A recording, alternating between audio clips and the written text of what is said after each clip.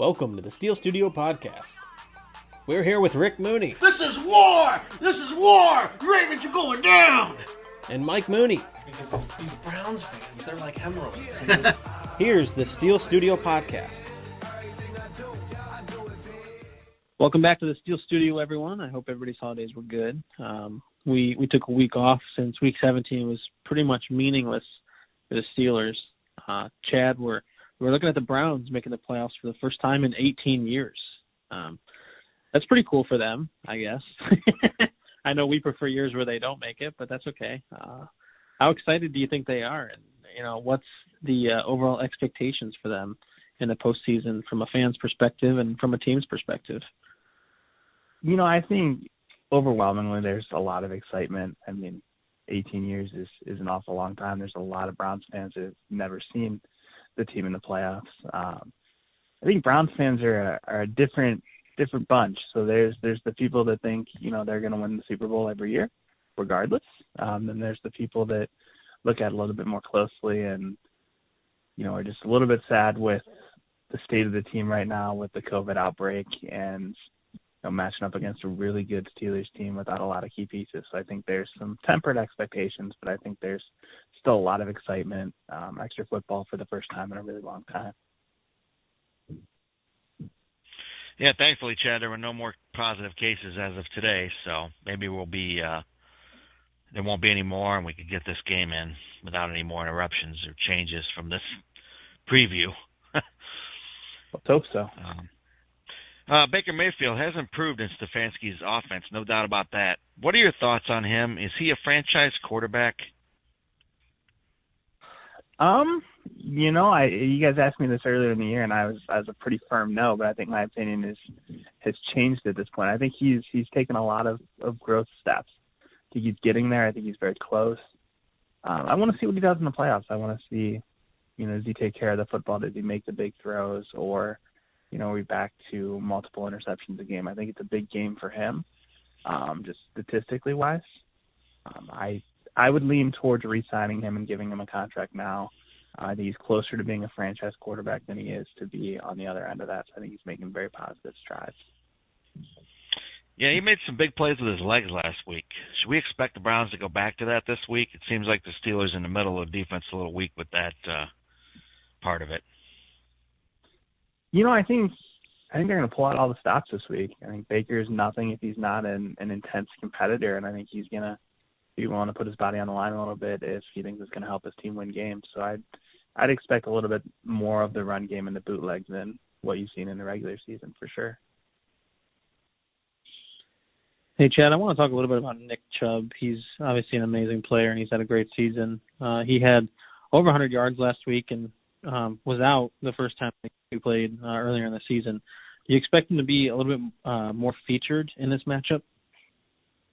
Under normal circumstances, I would say yes. I still think he's going to get his carries. I still think if the Browns are going to have any chance to win, he's going to have a big impact on the game. But I think the loss of Joel Bitonio up front to COVID, I don't know how the Browns are going to be able to run the football. I think that's going to be losing your best lineman. That's going to be a little bit of a struggle. I think that could disrupt the running game and put the Browns in more passing situations. But for the Browns to be successful, I think Chubb's going to have 20 to 25 touches and be over 100 yards a game again. Yeah, Chad, it's a shame because the O-line was finally back fully healthy. And even then, last week, they struggled a little bit with the Steelers' pass rush, kind of surprising. And, I think Bitonio hasn't missed a game since 2016, so it really stinks, man. It really does. And but do you think they'll correct the pass rush situation they had last week? And how would you grade this line overall as a group when they were healthy and without Bitonio? I think it's one of the better offensive lines in the league. I think it's a top 5 line.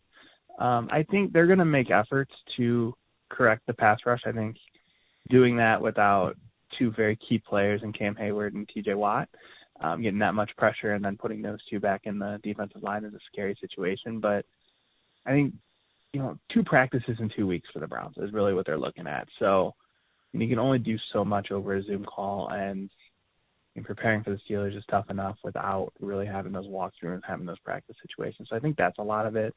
think they'll do the best they can. I think, next man up mentality and go out there and compete with what you have and try to keep it competitive for as long as they can. Yeah. The offensive line coach is out as well, isn't he? And he's a good one. He is. Very good. I think he's one of the top in the league, Bill Callahan, for sure. Wow. It seems like Jarvis is still the main receiving threat for the team. How is Peoples-Jones? You hear anything about his concussion? Donovan tweeted after the game that he was okay and that he was going to try to play, and then the Browns were very quick to tell him to not comment on it anymore. I think he's going to do everything he can. Head injuries, I think it's a bit of a struggle. I'd be surprised if he played, but I know he's really pushing to play. Wow. So they're going to be a little thin at receiver. Do you think the Steelers can take Jarvis away? And will the Browns, I know they have those 3 tight ends they can throw too, but will they have success, in your opinion, throwing? I think they're going to try to use disguise and put Jarvis in different places to try to get him the ball. And I agree with you. I think there's going to be multiple tight end sets a lot.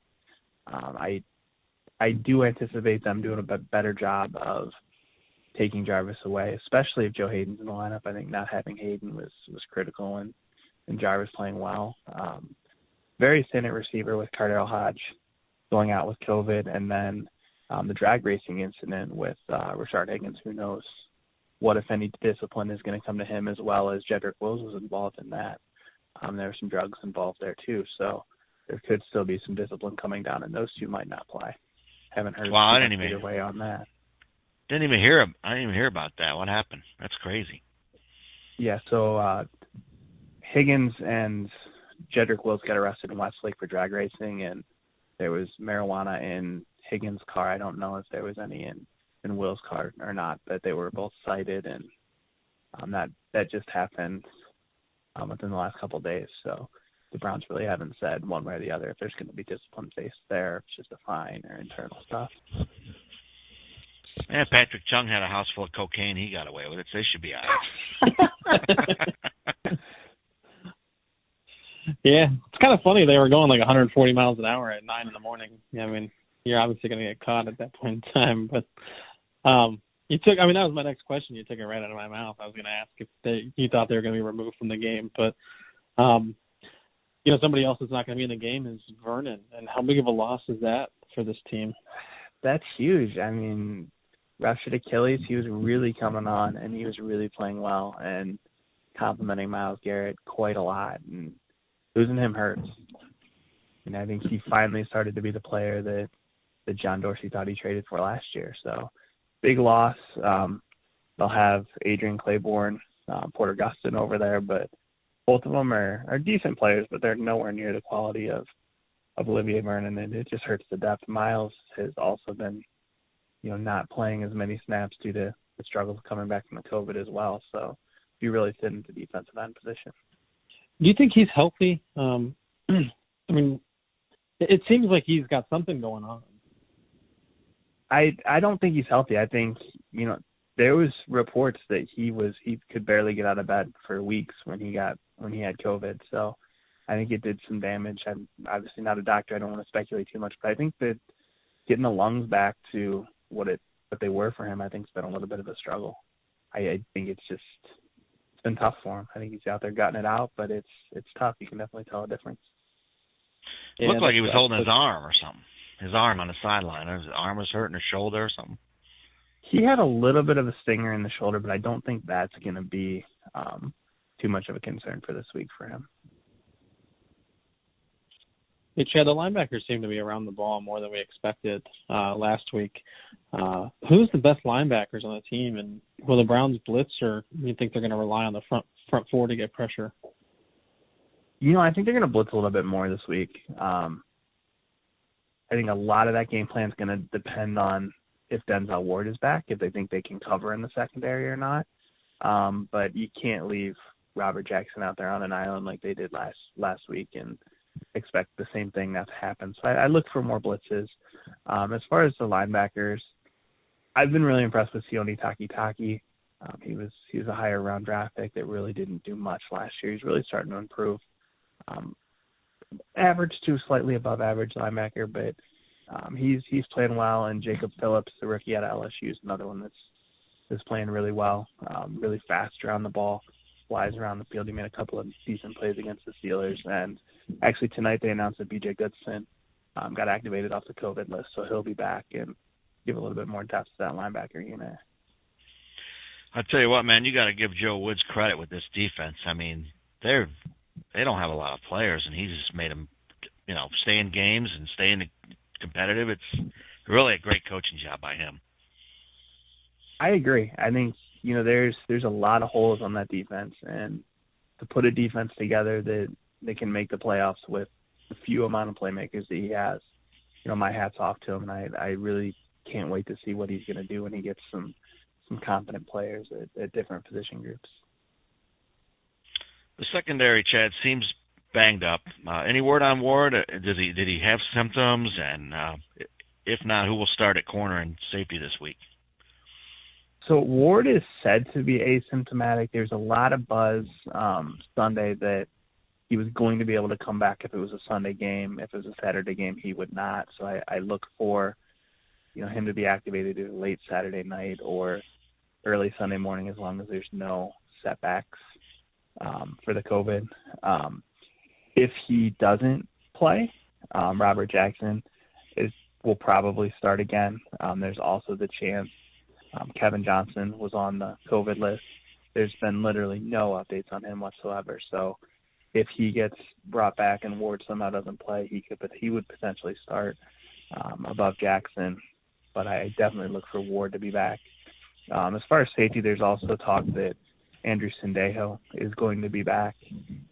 If for some reason he's not back, you're looking at a combination of Carl Joseph or Sheldrick Redwine. I don't think Sheldrick Redwine played well at all. I think he was really exposed against the Steelers. So I think for the Browns' sake, getting Sendejo back is critical. That's not something I think a lot of Browns fans would have said 4 weeks ago, but I think careful what you wish for. When you get it, you might not be too happy about it.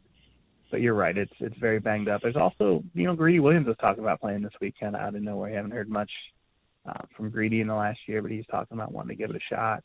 Highly doubt that happens, but he was starting some Twitter buzz on that, so just something to look out for. Well, I heard he was considering retirement. That's what I heard. I had heard that this past week, and there was a lot of talk around Cleveland about that. And then, on Sunday he came out with really wanting to give it a shot. And so you don't know. I can't see how you put a guy out there that hasn't played all year in the playoffs. But right. With what they have depth-wise, nothing would surprise me at this point. As far as special teams, looks like they're sticking with Parker. He even got a vote of confidence from Stefanski. Do you think that's a good decision, and do you think special teams will play a big role in this matchup? I don't know that there's really a better kicker out there right now.